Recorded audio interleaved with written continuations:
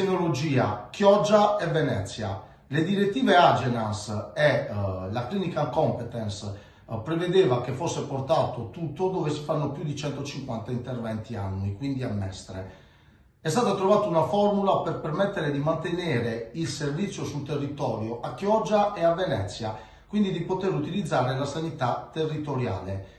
Sarà proposto, quando un paziente dovrà fare questo tipo di intervento all'interno del reparto, se poter scegliere il presidio territoriale, quindi fare l'intervento dove si faceva prima Chioggia o Venezia, oppure dover andare a Mestre. Io lancio un appello ai cittadini: scegliamo i presidi territoriali in modo che la nostra battaglia fatta dalle città intere possa avere un senso. Non vorrei che con questa formula trovata si trovi il modo per mantenere i presidi territoriali per questo tipo di intervento e dopo magari tutti optano per Mestre e tra qualche anno qualcuno ci verrà a dire che siccome erano talmente irrisori i pazienti operati nei presidi territoriali non c'è nessun problema ad accentrare tutto nell'ospedale di Mestre. Quindi un appello ai cittadini: scegliamo di usare la sanità territoriale, le battaglie si fanno insieme. Abbiamo trovato la formula per mantenere questa opzione attiva, adesso valorizziamo questa formula che è stata trovata e decidiamo di dare un senso facendo vedere che la sanità territoriale non solo è difesa dalla politica ma è utilizzata dai cittadini.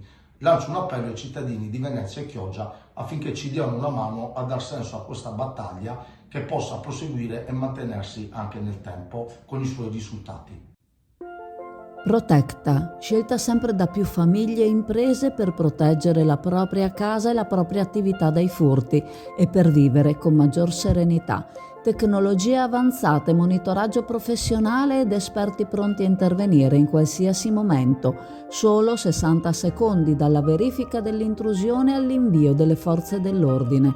Contatta Protecta per un consulto adatto alle tue esigenze. 800 778 779. Affidati a Protecta, sempre al tuo fianco. Oggi sul mio WhatsApp sono stata contattata da un numero con prefisso +91, quindi proveniente dall'India, in cui mi si diceva, a fronte di un messaggio automatico di risposta come primo aggancio: grazie per la tua risposta, la nostra azienda collabora con i commercianti di YouTube e questi ultimi sono disposti a pagare per aumentare le iscrizioni e la popolarità dei blogger. Per questo la nostra azienda deve reclutare un gran numero di dipendenti. Tu sarai quindi pagato per aumentare le loro iscrizioni su YouTube. Questo è un lavoro part-time che non influisce sugli altri tuoi lavori, continua poi il messaggio. Il lavoro è semplice, devi solo mettere mi piace ai video di YouTube, inviare screenshot e verrai pagato. Paghiamo dai 3 ai 6 euro per ogni compito. Puoi mettere mi piace ai video nel tuo tempo libero, guadagnare dai 50 ai 400 euro al giorno. Basta cliccare su mi piace e iscriverti. Sei interessato a lavorare con noi?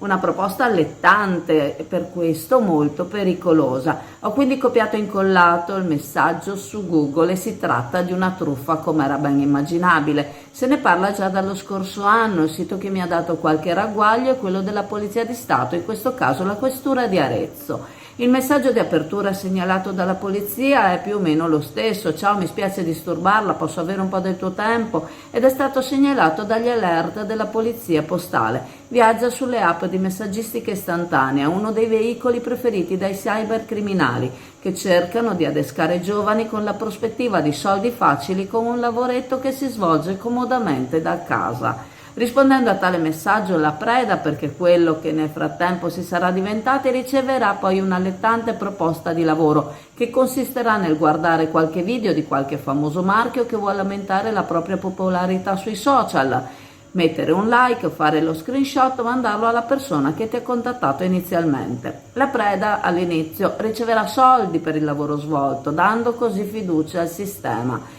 Ma in un secondo tempo cominceranno ad arrivare le richieste di somme di denaro o per sbloccare fantomatici guadagni fermi sul web o per frequentare corsi di formazione per aumentare ancora i propri guadagni. Sarà chiesto di fornire dati personali, dati bancari, in modo da poter redigere un contratto lavorativo con tutti i crismi, rigorosamente finto, un cavallo di Troia che darà la possibilità ai truffatori di agire a discapito della preda catturata. Il suggerimento della questura è quindi di bloccare i numeri da cui proviene questo tipo di messaggio e non aprire mai link che possano danneggiare il dispositivo.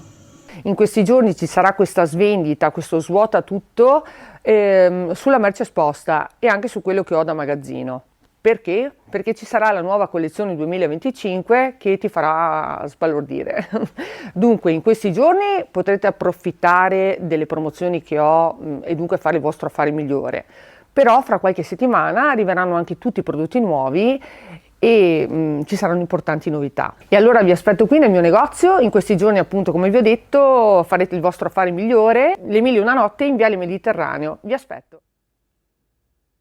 È stato stilato un protocollo tra la Regione del Veneto, Veneto Strade, Infrastrutture Venete, che porterà allo studio delle vie di accesso al litorale marittimo veneto per un eventuale loro miglioramento. Lo studio interesserà l'area che va dal Tagliamento al delta del Po per un 150 km, all'interno dei quali sono ospitate importanti città balneari, tra cui Venezia, Jesolo, Caorle, Eraclea, San Michele al Tagliamento, Cavallino Treporti, Rosolina, Chioggia, Portotolle e Portoviro, oltre che zone di valenza naturalistica. Tale litorale attrae annualmente il 43% delle presenze turistiche della regione, la quale a sua volta è la prima in Italia per attrattività turistica. Lo studio, analizzando le infrastrutture di collegamento, le modalità di trasporto già esistenti, dovrebbe individuare un modello per l'organizzazione di una mobilità sostenibile integrata e intermodale che possa consentire ulteriori opportunità di sviluppo all'area da un punto di vista economico-sociale,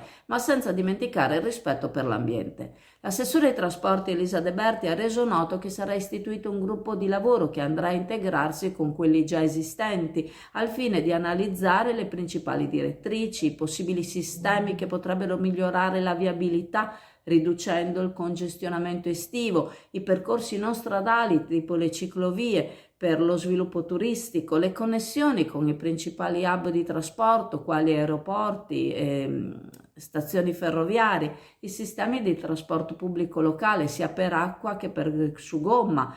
Nello studio saranno coinvolti anche la città metropolitana di Venezia, le province di Padova e di Rovigo, gli enti locali interessati, i gestori delle varie reti viarie. Lo studio porterà quindi a un quadro ricognitivo delle infrastrutture esistenti, evidenziando le criticità e cercando strategie di intervento opportune per potenziare la viabilità di accesso al litorale.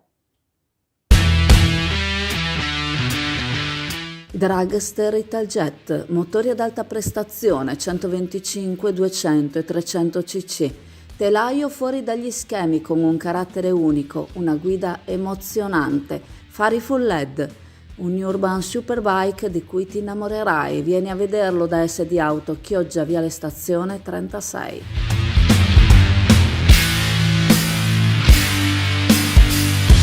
Dunque, questa mattina, come al solito, di consueto, eravamo al mercato settimanale giovedì, era molto freddo. Tra l'altro, scusate l'autocelebrazione, ma tantissime persone mi hanno fermato e dato la solidarietà per il comportamento di certi soggetti, diciamo così,